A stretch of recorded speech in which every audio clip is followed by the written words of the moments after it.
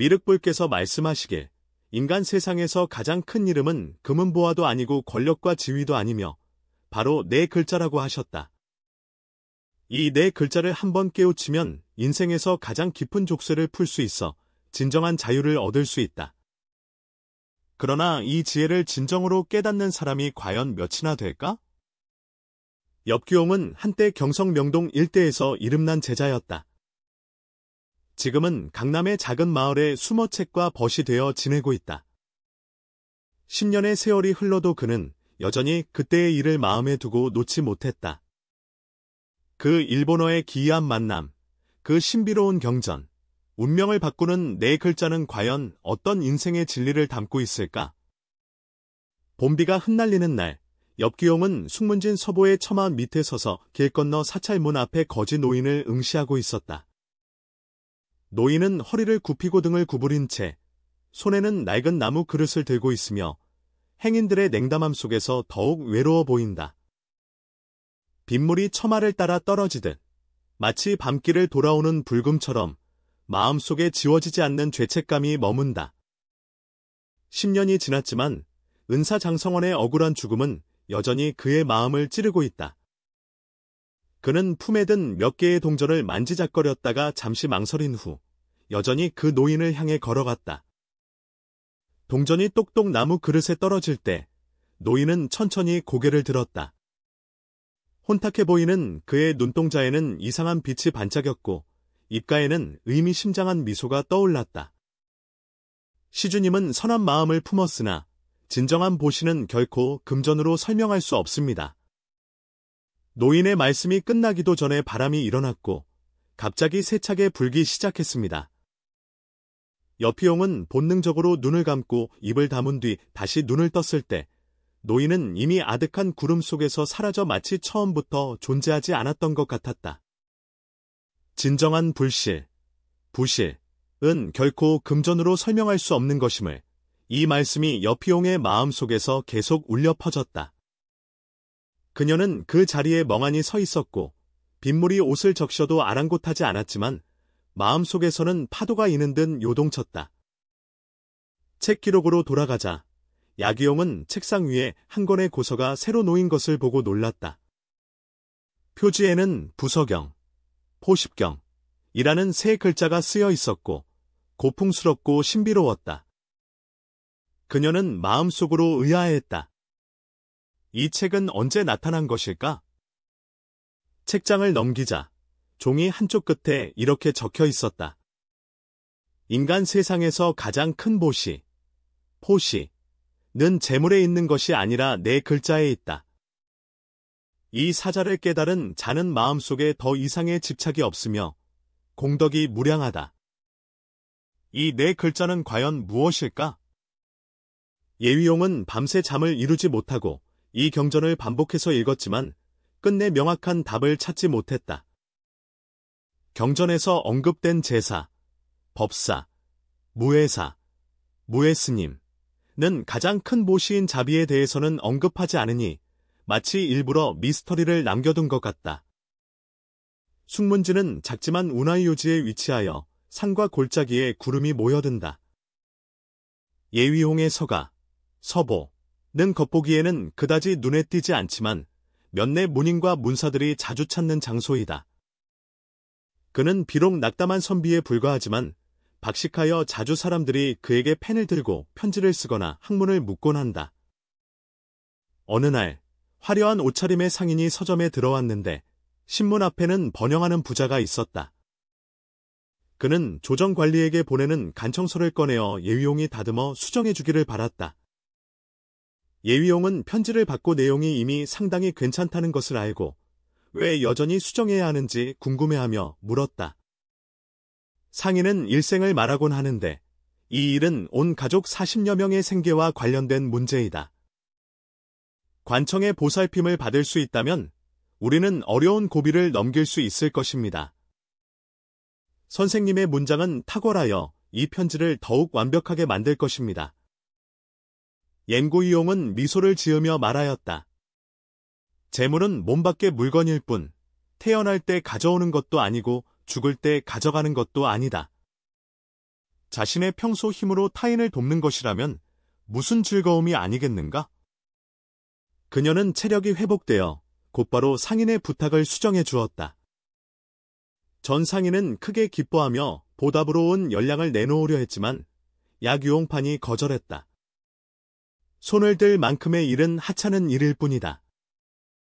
전 상인은 깊이 감사를 표하며 떠나기 전 이렇게 말했습니다.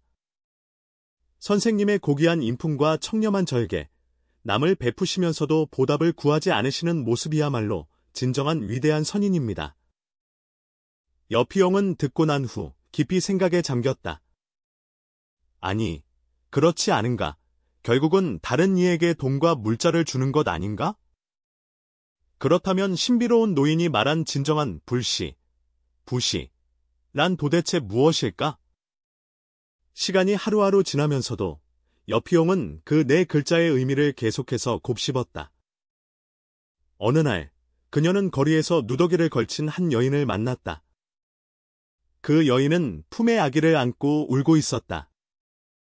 그녀의 남편이 중병으로 병상에 누워 있었고 집에는 약을 살 돈이 한 푼도 남아 있지 않았다.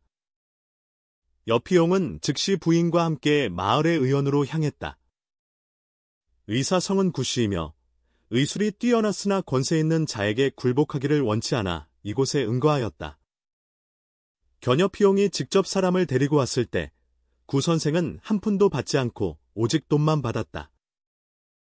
옆 선생님, 당신 정말 이상한 분이네요. 떠나기 전 추 선생님이 옆 휘용을 붙잡았는데 자신은 생활이 빠듯하면서도 자주 다른 사람을 도왔어요. 나는 내 얼굴을 바라보니 마음속에 아직 해결되지 않은 일이 있구나. 말해주겠느냐? 유기용은 씁쓸히 웃으며 지나간 일을 되돌아보기 어려워 지금은 다만 고요한 나날을 보내고 싶을 뿐이다.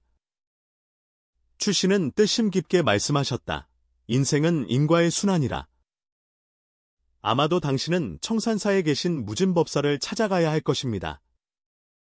그분이 당신 마음속의 의문을 풀어줄 수 있을지도 모릅니다. 청산사는 숙문진 박심리 산 위에 위치해 있으며 주변에서 유명한 고찰이다.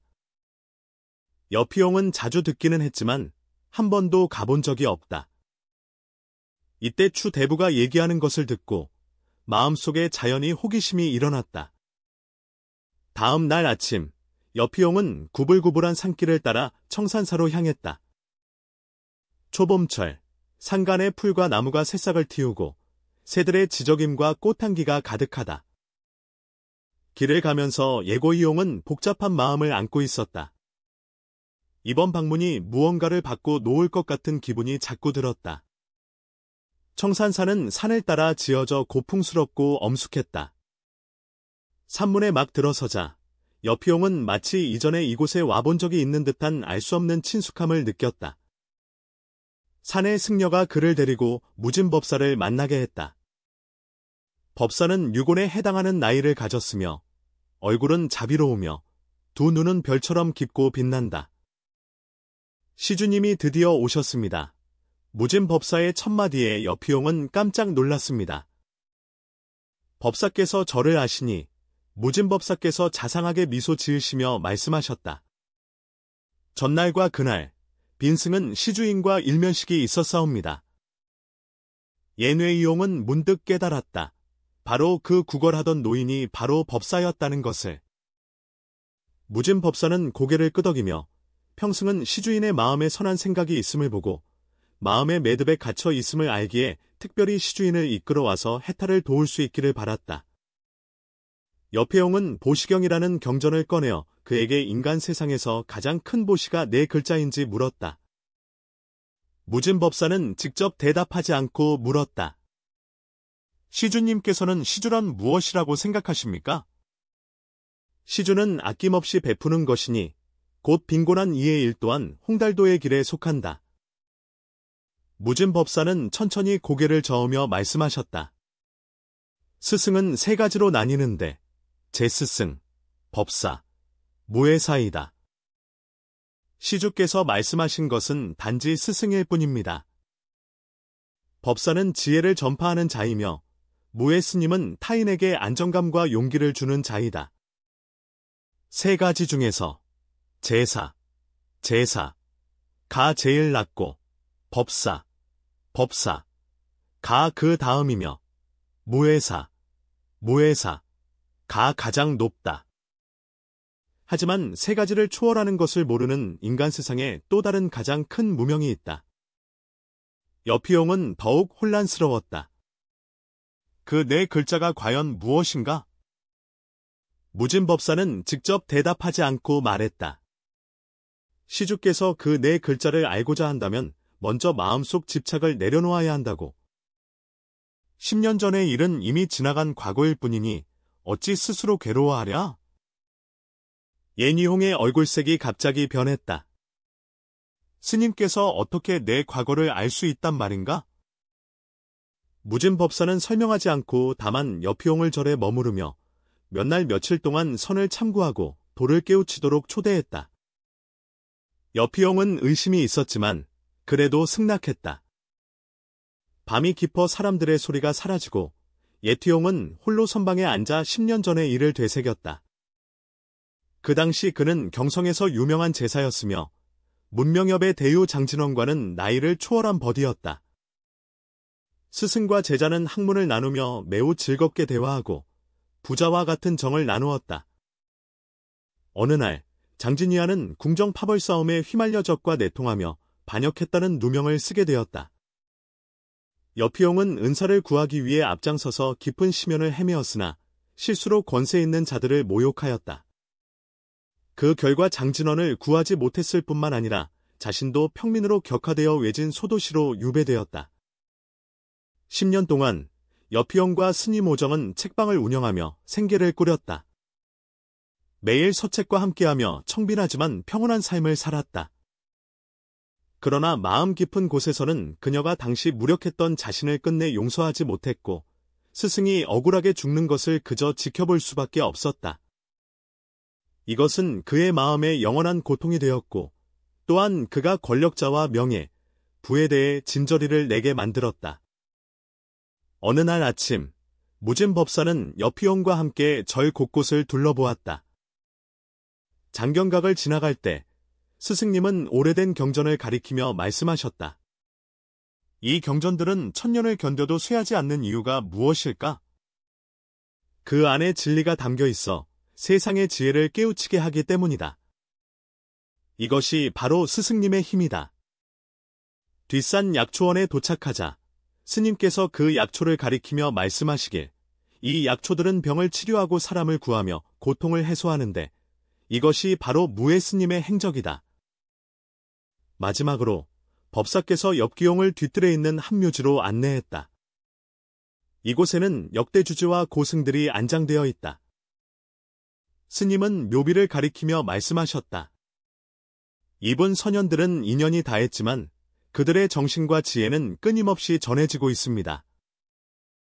인간의 일생은 짧게는 수십 년, 길게는 100여 년에 이른다. 그러나 다른 이들에게 영향을 미치는 선행은 1000년을 지나서도 전해질 수 있다. 엽기용은 듣고 나서 뭔가 깨달은 듯했으나 여전히 그 네 글자가 도대체 무엇을 의미하는지 알지 못했다. 무진법사는 상황을 보고 물었다. 시주자께서는 인생에서 가장 큰 구속이 무엇이라고 생각하십니까? 엽기용은 잠시 생각한 후 대답했다. 욕망, 집착. 무진법사는 고개를 저으며 자신에 대한 엄격한 자책과 놓을 수 없는 과거를 드러냈다. 시주님께서는 지난 10년간 바로 이런 속박에 사로잡혀 있지 않았습니까? 여피용은 침묵을 지켰고 마음속에는 거대한 파도가 일렁였다. 이 스님의 말씀은 마치 진리의 단비처럼 그의 내면 깊은 고통을 직격하였다. 무진법사께서 계속 말씀하시길, 시주님께서 그 네 글자를 알고자 하신다면 먼저 가난한 중과 함께 가야 하며 아마도 어떤 깨달음을 얻을 수 있을 것입니다. 그렇게 예위용은 무진법사를 따라 청산사에서 떠나 100리 떨어진 낙화촌으로 향했다. 이곳은 오랜 가뭄으로 인해 마을 사람들이 힘든 생활을 하는 척박한 작은 마을입니다. 가는 도중 두 사람은 한밭의 밀밭을 지나갔다. 무진법사는 발걸음을 멈추고 황금빛 밀결을 가리키며 말했다. 시주인께서 잠시 밀밭을 바라보십시오. 봄에 한 알의 조를 심으면 가을에는 만마리의 곡식을 거두게 됩니다. 때때로 그러하니 선한 마음을 지닌 보살은 반드시 보답을 받는다. 여피용은 고개를 끄덕이며 상황을 인정했으나 마음속에는 여전히 의문이 남아 있었다. 길을 가다가 중간쯤에 두 사람이 산적대를 만나 길을 막고 강도를 당했다. 우두머리는 큰 칼을 들고 사나운 얼굴로 소리쳤다. 이해가 빠른 사람은 이전에 가지고 있던 것을 모두 내놓았다. 오진법사는 표정을 변하지 않고 한 걸음 나아가 부드럽게 말했다. 여러분은 왜 폭력으로 서로를 위협하려 합니까? 어려움이 있다면 말해봐도 좋습니다. 산적 두목이 잠시 멈칫하다가 이내 크게 웃으며 말했다. 스님, 여기서 가짜 자비를 부리지 마시오. 오늘은 반드시 돈이 필요하다. 돈 없으면 지나갈 생각하지 마라. 야귀용은 건강하고 튼튼했으며 급히 앞으로 나아가 법사를 보호하려 했지만 법사에게 막혔다. 무진법사는 품에서 옥패를 꺼내 산적 두목에게 건네주었다. 이 물건은 조상 대대로 전해 내려온 것으로 가치가 매우 높다. 급히 필요하면 가져가도 좋다. 그 옥패는 맑고 투명하며 그 위에는 정교한 무늬가 새겨져 있다. 산적 두목은 자세히 살펴보더니 갑자기 얼굴빛이 변했다. 이것은 당대 태사보의 증표였다. 어찌하여 그런 것을 지니고 있소? 무신법사는 대답하지 않고 미소를 지을 뿐이었다. 산적 두목이 갑자기 무릎을 꿇고 머리를 조아리니 작은 사람이 큰 스승을 알아보지 못하고 범하였으니 사형에 처할 죄입니다. 원래 이 산적 두목은 태사부의 호위였으나 실수를 저질러 부에서 쫓겨나 갈 곳이 없어 산적으로 변하게 되었다. 이제 이 옥패를 보면 눈앞의 승려가 평범하지 않음을 알 수 있다. 무진법사는 산적 두목을 일으켜 세우며 시주인은 굳이 그러실 필요 없습니다. 인생을 살아가면서 실수하지 않는 경우는 드물다. 만약 회개하려거든 나와 함께 낙화촌으로 가서 선행을 쌓으며 죄를 속죄하는 것이 어떠한가? 산적 두목은 감격하여 눈물을 흘리며 곧바로 부하들을 이끌고 산적 소굴을 해산하고 무진법사와 함께 낙화 마을로 갔다. 엽기용은 멍하니 바라볼 뿐이었다. 평범해 보이는 이 노수님이 왜 이렇게 큰 힘을 지니고 있는지 이해할 수 없었고 왜 이 산적대와 함께 가야 하는지도 의아해했다. 길에서 무진법사는 엽기용에게 설명했다. 이 사람들이 악한 이유는 다만 막다른 길에 몰렸기 때문이며 만약 그들에게 개과천선할 기회를 준다면 어쩌면 유익한 사람이 될 수도 있다고. 야귀용은 이야기를 들은 후 자신이 겪었던 일을 떠올리며 마음 깊이 감동하였다. 법사께서 자비로서 마음을 품고 이러한 악행을 많이 저지른 산적들에게도 다시 인간으로 살아갈 기회를 주려 하심에 큰 감사를 느꼈다. 나는 단지 한 번의 실패 때문에 10년 동안 스스로를 버렸다.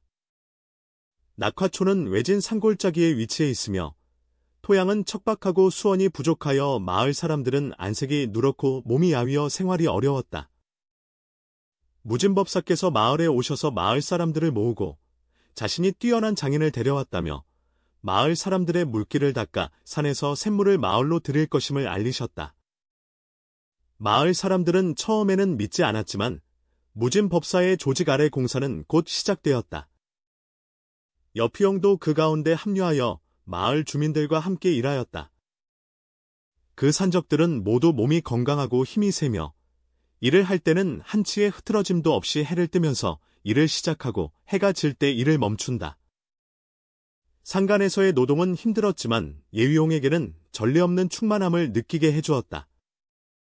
그녀는 온 마음을 다해 남을 돕는 일에 몰두할 때 과거의 고통과 후회가 점점 자신에게서 멀어지는 것임을 깨달았다. 반달 후에 수로가 완공되어 맑은 산샘물이 마을로 흘러들자 마을 주민들은 기뻐서 환호하였다. 무진법사는 모두에게 이것은 시작에 불과하다며 앞으로도 마을 사람들에게 새로운 경작 기술을 가르쳐 그들이 빈곤에서 벗어나 부유해질 수 있도록 도울 것이라고 말했다. 어느 날 저녁, 엽계용은 무진 법사와 함께 마을 입구의 큰 나무 아래에 앉아 쉬고 있었다. 노을이 서쪽으로 지고 남은 햇빛이 두 사람 위에 내려앉아 그들에게 황금빛 광채를 입힌다. 스님, 저희는 여기서 한 달을 지냈지만 마을 사람들의 수로를 고쳐주었을 뿐 가장 큰 인류의 보시라는 네 글자와는 무슨 관련이 있습니까? 구왕도 의아해하며 물었다. 무진 법사께서 미소 지으며 말씀하시길, 시주자여, 저 앞산 도적들을 보라. 이제 모두 얼굴에 미소를 띠고 마음속에 기쁨이 가득하도다. 그들이 과거에 행한 것은 다만 마음속의 두려움과 원망에서 비롯된 것이다. 오늘날 다른 이들을 돕고 마음이 기쁨으로 가득 찬다면 이것이 바로 시주의 힘이다. 엽기용은 생각에 잠긴 듯했다. 법사님께서는 보시가 단지 재물을 나누는 것만이 아니라 타인에게 신뢰와 희망을 주는 것이라고 말씀하셨다. 오신 법사는 고개를 끄덕이며 말했다. 좋다. 재물의 시주는 이미 다했고 법의 시주는 끝이 없다. 우리는 마을 사람들의 물길을 수리하고 기술을 가르치며 이를 법시로 여긴다. 그러나 전 산적들이 바른 길로 돌아와 더 이상 마을을 해치지 않는 것은 무의시이다. 여피용은 스님 말씀을 곰곰이 생각하며 마음속에 어떤 오해가 있는 듯했으나 그 네 글자가 도대체 무엇인지 여전히 알지 못했다. 바로 그때 한 노부인이 몸을 떨며 다가와 두 사람에게 깊이 고개 숙여 두 은인께 크게 감사드렸다. 저는 무례한 부탁이 하나 있습니다. 알고 보니 노파의 손자는 인근 마을에서 공부한 지 이미 3년이 되어 돌아오지 않았다. 지금은 수도시설이 좋아지고 마을 환경이 개선되어 그녀는 손자가 돌아오기를 원했지만 글을 읽고 쓸 줄 몰라 편지를 쓸 수 없었다. 여피용은 즉시 대필할 의향이 있다고 말했다. 종이와 펜을 빌려 그는 정성껏 노부인께 진심 어린 가족 편지를 썼다. 편지에는 마을의 변화와 조선 간의 깊은 정을 담았다. 노부인이 편지를 받으며 눈물을 흘렸다. 큰 은혜와 덕을 어찌 갚을 수 없었다. 무진 법사는 이 광경을 보며 깊이 있게 말씀하시길, 시주자께서 방금 하신 일이 바로 포시입니다. 엽기용은 이해하지 못했다. 편지 한 장 쓴 것이 무슨 보시인가? 시주승이 자신의 학식을 사용하여 노부인의 그리움을 표현하는 것이 바로 법사이다. 노부인은 시주자의 도움으로 안심하였으며 이것이 무예시이다. 시주는 보답을 바라지 않고 아무것도 바라지 않는 것이 진정한 시주입니다. 여피용은 문득 깨달았다. 시주의 진정한 뜻은 이기적인 기대 없이 무조건 베푸는 데 있다는 것을. 무진 법사는 흐뭇한 미소를 지으며 고개를 끄덕였다. 시주는 이미 깨달음을 얻었다. 그러나 인간 세상에서 가장 큰 무지, 부신, 나는 네 글자는 시주인 자신이 직접 깨달아야 할 것입니다. 또 반달이 지나자 낙화촌의 모습은 완전히 새로워졌습니다. 주민들은 무진 법사의 지도 아래 새로운 농사 기술을 배우며 생활이 점차 풍요로워졌고 이전에 산적이었던 자들도 새로운 삶의 방향을 찾았습니다. 어떤 이는 마을에 남아 농사를 짓고 어떤 이는 기술을 배우며 사회로 다시 돌아갈 준비를 했습니다. 어느 날 밤, 엽기용은 혼자 마을 밖의 올가에 앉아 하늘 가득한 반짝이는 별들을 바라보며 깊은 생각에 잠겼다. 그는 10년 동안 스스로를 실패자라고 여기며 스승을 구하지 못한 것에 대해 깊은 죄책감을 느꼈다. 하지만 지금 그는 깨닫기 시작했다. 아마도 그 당시 그는 이미 최선을 다했을 것이며 어쩌면 어떤 일들은 개인의 능력으로는 바꿀 수 없는 것임을. 무진 법사는 조용히 그의 곁으로 다가와 앉았다. 시주님께서는 깨달음을 얻으셨습니까? 법사가 물었다. 여피용은 잠시 깊이 생각한 후에야 입을 열었다. 요즘 나는 산적들이 개과천선할 수 있음을 보고 척박한 마을이 다시 생기를 되찾는 것을 보며 절망에 빠진 사람들이 희망을 다시 불태우는 것을 봅니다. 나는 깨닫기 시작했다. 인생에서 가장 큰 고통은 실패가 아니라 자신의 실패를 용서하지 못하는 것이다. 무진 법사는 고개를 끄덕이며 말씀하셨다. 시주자께서 옳으십니다. 그렇다면 인간 세상에서 가장 큰 손실이란 무엇일까요? 여피용은 생각에 잠긴 듯했다. 그것은 용서일까? 이해일까? 아니면? 말을 하다 말고 그는 갑자기 멈추었고 눈에는 깨달음의 빛이 반짝였다. 바로 그 순간 여피용의 마음속에 환한 빛이 비추며 오랫동안의 혼란이 깨끗이 사라진 듯하였다. 그 네 글자는 분명 자신을 용서하는 것이다. 원래 인간 세상에서 가장 큰 이름은 타인에 대한 관대함이 아니라 자신의 과오와 무력함을 용서하는 법을 배우는 것이다. 자책을 내려놓아야만 진정으로 타인을 도울 수 있고 내면의 해탈을 이룰 수 있습니다. 이 순간 여피용은 마음속에 무거운 짐이 마침내 내려간 것을 느끼며 전례 없는 가벼움이 마음을 가득 채웠다. 법사, 알겠습니다. 야귀용은 감격하여 말했다. 세상에서 가장 큰 이름은 바로 자신을 용서하지 못하는 것이다. 먼저 자신을 용서하는 법을 배워야만 진정으로 다른 사람을 사랑하고 도울 수 있다. 무진 법사께서 자애롭게 미소 지으시니 시주는 마침내 깨달음을 얻었다. 10년 동안 당신은 스스로를 탓하며 괴로워했고 은사를 저버렸다고 생각했습니다. 그런데 혹시 생각해 본 적 있나요? 은사가 천상에서 영원히 있다면 가장 보고 싶어 하는 것이 무엇일지? 그것은 당신이 계속 자책하는 모습일까요? 아니면 다시 일어나 더 많은 사람을 돕는 모습일까요? 엽기용은 비처럼 눈물을 흘렸다. 네, 은사 장성원 스님께서는 항상 자비심을 품으시며 자신의 제자가 자신 때문에 평생 고통받는 모습을 가장 보기 싫어하셨습니다. 스승님께서 가장 바라는 것은 제자가 과거의 그림자에서 벗어나 자신의 재능을 계속 발휘하여 더 많은 도움이 필요한 이들을 도우는 일일 것입니다. 자신을 용서한다는 것은 과거를 잊는 것이 아니라 과거를 받아들이고 그로부터 배우며 계속 나아가는 것을 의미합니다. 무진 법사께서 계속 말씀하시길 사람이 자신을 용서하는 법을 배웠을 때에야 비로소 진정한 평온의 마음을 가질 수 있으며 더 큰 사랑으로 세상을 포용할 수 있다고 하셨다.